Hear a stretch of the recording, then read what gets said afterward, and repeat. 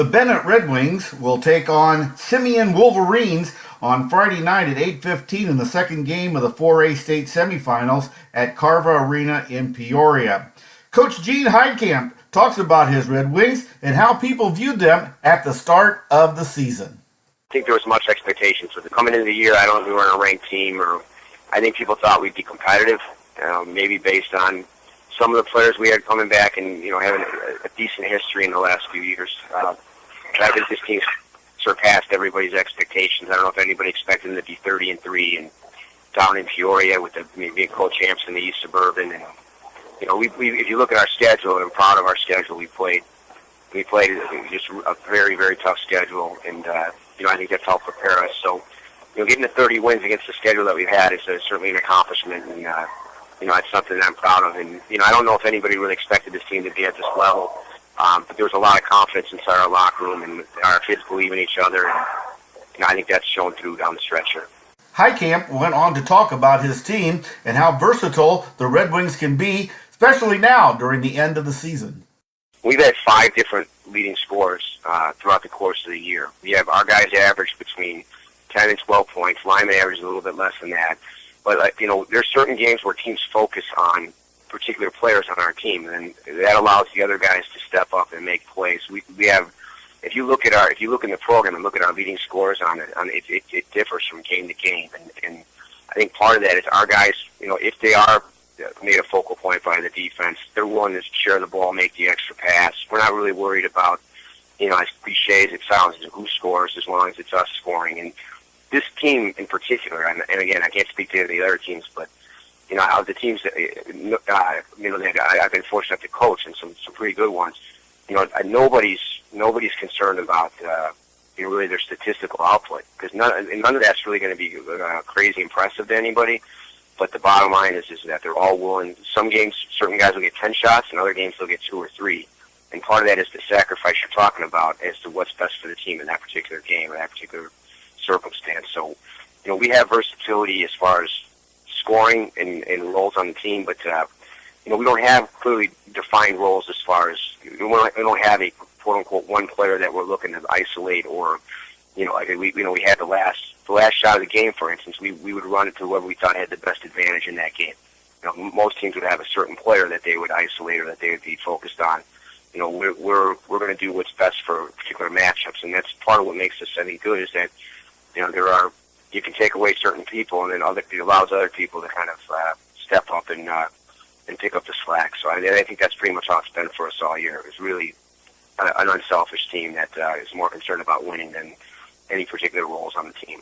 Heidkamp talks about the leadership of the Red Wings this year and also their style of play. Will it change the way Simeon plays? Coach Heidkamp comments on that. Definitely the players on the floor. Really has nothing to do with me. I think they're, our seniors have been through it now. They're experienced for the last 2 years. And our juniors have played 33 games now. They played, like we were mentioning before, in close games throughout the course of the season. So, even though they're juniors, they played a full year of basketball, and they're pretty much seniors in my mind, and they've experienced everything that they can. Their toughness and their will to win and their poise and composure down the stretch, have really been important points for this team. And I'm a little bit of part of that. I feel good about that, but it really comes down to what these guys are. They believe in themselves, and there's great leadership amongst the team, and I think that's evident in these close games. As far as trying to get people to play our style, I think it's one of those things where we play the way that we play, and I think what's kind of maybe people don't understand is we can play multiple styles with this team because of our versatility and with the guard play that we have. There's some games we win in the 30s and 40s, and there's other games we win in the 70s. If you look at our scores, and if you look at even last night we scored 67 points. And there are other games where we've won games, or other times we won games in the high 30s and a low 40s. So, I think we have the ability to adapt, which is a little bit unique to some of the teams that I've had, that if people want to play up-tempo, I think we have the ability to play that way and play well. And, if we need to play a little more deliberate tempo and make it a more defensive-oriented type of game, that I think that these guys have the ability to do that as well. And we never really tempo the game offensively. Our philosophy of our program has always been to tempo a game defensively. we want to make people work to score. We play more of a pack defense, as you know, and people are scoring quickly in possessions against us. It means we're not defending like we want to defend. So, if the score is high, it usually means that we're not doing a good job in our half-court defense, or we're turning the ball over and it's leading to easy points. Ideally, we never really hold the ball on offense, but shot selection is important. That's just kind of the way we play.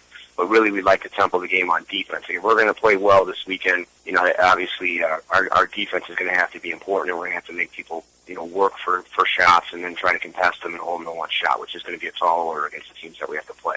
One player that gets a lot of attention at Benet is Daniel Sobolewski. His older brother Dave played 4 years at Northwestern, and he talked about their relationship and Sobolewski as an important key to the Red Wings team. Big part of the reason he gets a lot of attention, as you all know, is his brother was a star player here and went to Northwestern and had a four-year career at Northwestern. When he was back, when Dave was playing for us, his older brother, we had Frank Kaminsky and Dave were 2 all-state players for us, and we actually beat Simeon at USC Pavilion in front of 8,000 people that year when they were seniors. So we have a little bit of a history with Simeon. We lost to them in the Super Sectional 6 years ago. They made a 35-foot shot at the buzzer to take it into overtime, and then we ended up losing a double overtime when Frank and Dave when those guys were juniors, and then we beat them as seniors when Jabari was a sophomore.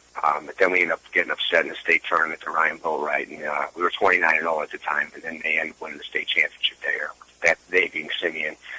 So there's a little bit of history there. Then we played them in the Pontiac Championship game last year, and they destroyed us, and it was really not a competitive game. They could have beat us a lot worse if they really wanted to. So, as far as that, Danny's a baseball player. He's going to go play baseball in college. He's not a basketball-first guy, which makes his career even, I think, more impressive. His brother obviously comes from an important family here at Benet with Dave obviously being, I think he was 3rd or 4th in Mr. Basketball voting his senior year. And somebody that was a big part of a lot of success here recently. And as far as he goes, that is part of what he spends a lot of time talking, answering questions about the family connection with his brother and the success that they've had. 8:15 p.m. Friday night at Carver Arena in Peoria. It'll be the Simeon Wolverines taking on the Benet Red Wings, who will go on to play in the 4A championship game. You've been listening to an interview with Gene Heidkamp that was done yesterday at the IHSA conference call for coaches in the 4A state finals. For the StatelineSportsHub.com, I'm Dave Schmidt.